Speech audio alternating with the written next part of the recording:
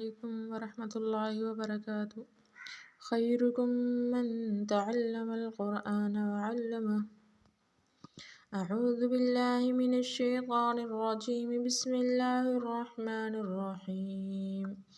إنا فتحنا لك فتحا مبينا ليغفر لك الله ما تقدم من ذنبك وما تأخر ويتم نعمته عليك ويهديك صراطا مستقيما وينصرك الله نصرا عزيزا هو الذي أنزل السكينة في قلوب المؤمنين ليزدادوا إيمانا مع إيمانهم ولله جنود السماوات والأرض وكان الله عليما حكيما ليدخل المؤمنين والمؤمنات جنات تجري من تحتها الأنهار خالدين فيها ويكفر عنهم سيئاتهم وكان ذلك عند الله فوزا عظيما ويعذب المنافقين والمنافقات والمشركين والمشركات الظانين بالله ظن السوء عليهم دائرة السوء وغضب الله عليهم ولعنهم وأعد لهم جهنم وساءت مصيرا ولله جنود السماوات والأرض وكان الله عزيزا حكيما إنا أرسلناك شاهدا ومبشرا ونذيرا لتؤمنوا بالله ورسوله وتعزروه وتوقروه وتسبحوه بكرة وأصيلا إن الذين يبايعونك إنما يبايعون الله يد الله فوق أيديهم فمن نكث فإنما ينكث على نفسه ومن أوفى بما عاهد عليه الله فسيؤتيه أجرا عظيما سيقول لك المخلفون من الأعراب شغلتنا أموالنا وأهلنا فاستغفر لنا يقولون بألسنتهم ما ليس في قلوبهم قل فمن يملك لكم من الله شيئا إن أراد بكم ضرا أو أراد بكم نفعا بل كان الله بما تعملون خبيرا بل ظننتم أن لن ينقلب الرسول والمؤمنون إلى أهليهم أبدا وزين ذلك في قلوبكم وظننتم ظن السوء وكنتم قوما بورا ومن لم يؤمن بالله ورسوله فإنا أعتدنا للكافرين سعيرا ولله ملك السماوات والأرض يغفر لمن يشاء ويعذب من يشاء وكان الله غفورا رحيما سيقول المخلفون إذا انطلقتم إلى مغانم لتأخذوها ذرونا نتبعكم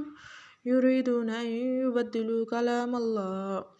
قل لن تتبعونا كذلكم قال الله من قبل فسيقولون بل تحسدوننا بل كانوا لا يفقهون إلا قليلا قل للمخلفين من الأعراب ستدعون إلى قوم أولي بأس شديد تقاتلونهم أو يسلمون فإن تطيعوا يؤتكم الله أجرا حسنا وإن تتولوا كما توليتم من قبل يعذبكم عذابا أليما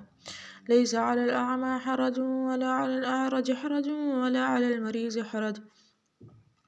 ومن يطع الله ورسوله يدخله جنات تجري من تحتها الأنهار خالدين من تحتها الأنهار ومن يتولى يعذبه عذابا أليما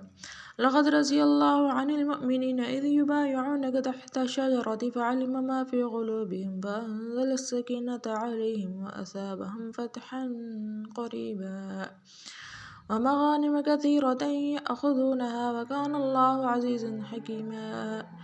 وعدكم الله مغانم كثيرة تأخذونها فعجل لكم هذه وكف أيدي الناس عنكم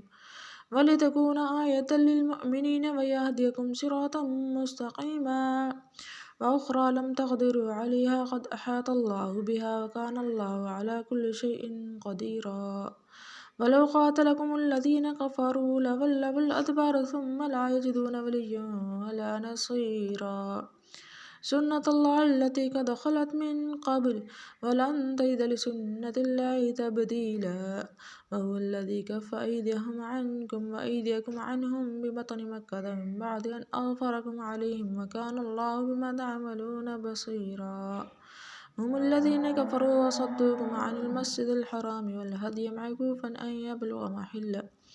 ولولا رجال مؤمنون ونساء مؤمنات لم تعلموهم أن تطعوهم فتصيبكم منهم معرة بغير علم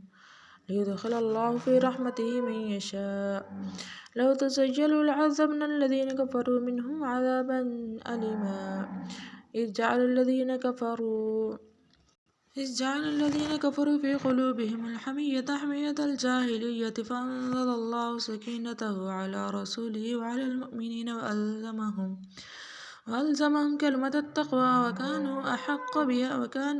أحق بها وأهلها وكان الله بكل شيء عليما لقد صدق الله رسوله الرؤيا بالحق